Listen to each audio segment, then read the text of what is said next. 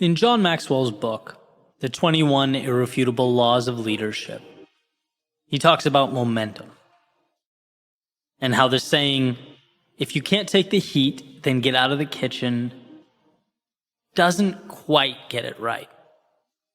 Advocating that it should instead be, if you can't create the heat, then get out of the kitchen. And being that we are all leaders in our own lives, I think he hits on something that none of us should overlook. The power of momentum, of not waiting but creating. Reminding ourselves that we are not spectators, sitting in the stands and simply reacting to or complaining about the events taking place below. No, we have the ability to change the things we do not like and create the ones that don't yet exist when we know they should.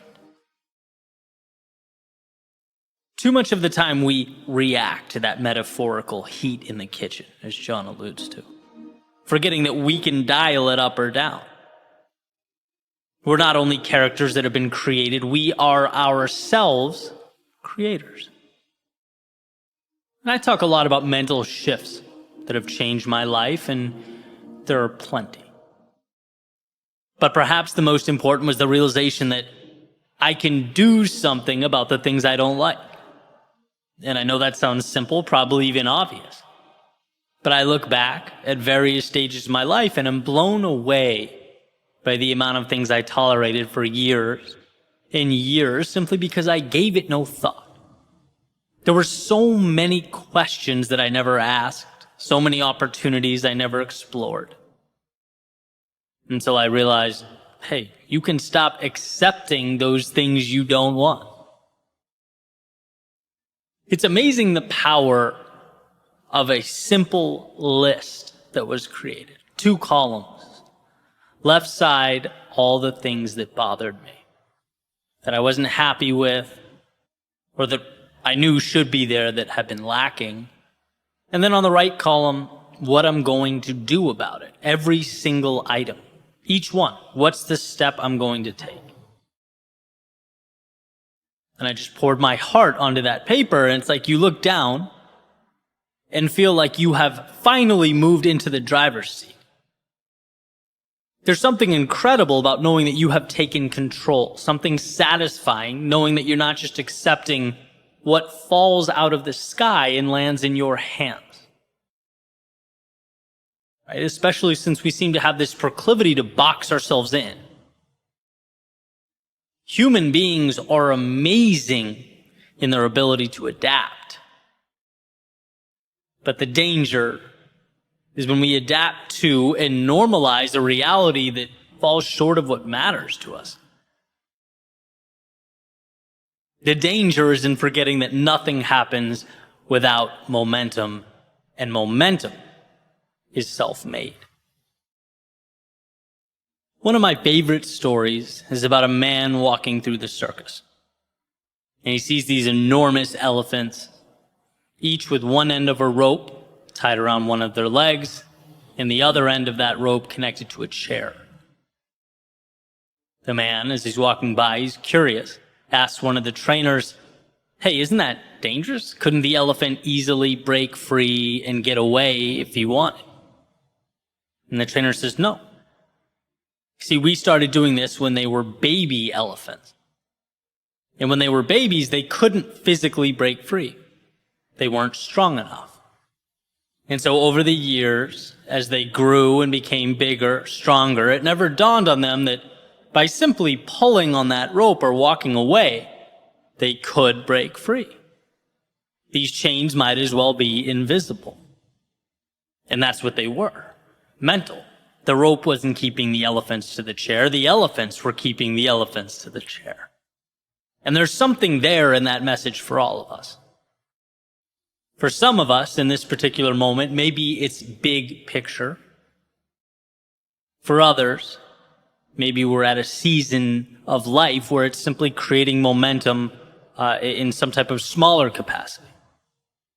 And I travel through these ups and downs personally all the time. I think that's a healthy thing. It's a sign that you're looking for that growth. You're checking the world around you for those imaginary ropes. Recently, I went through a period where I just felt too long had gone by without something significant happening. I needed to create momentum. And so I asked, well, who was I reaching out to? How was I pushing myself? What was I doing that scared me? What was I doing that was growing? How could I take things up a level?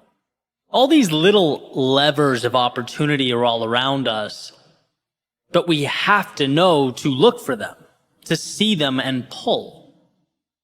And it's truly an incredible thing. You do that, and you start to feel the movement underneath you, the momentum, the excitement, because you're trying new things, you're taking new risks, talking to new people.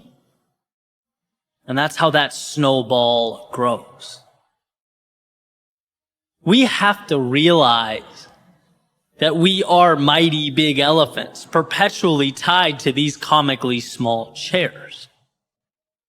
We have to create that heat in the kitchen because we're not only capable, we are ready. We are equipped to move forward. See, the moment is never going to be perfect.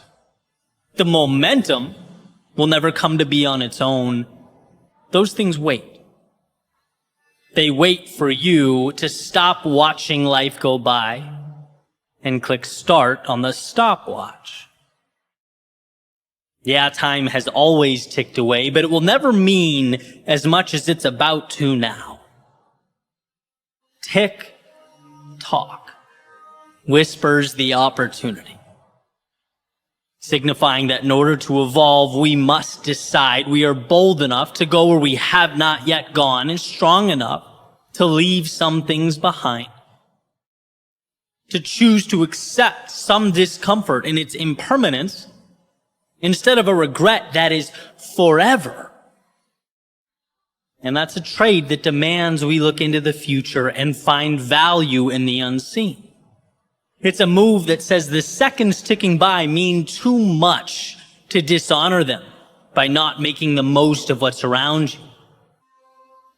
And those answers are always there. At the end of the day, that's what it's all about, right? We make decisions without even realizing we're making them. To accept the current moment as fate is to choose what you're given over what is possible, over everything that's out there, available for you.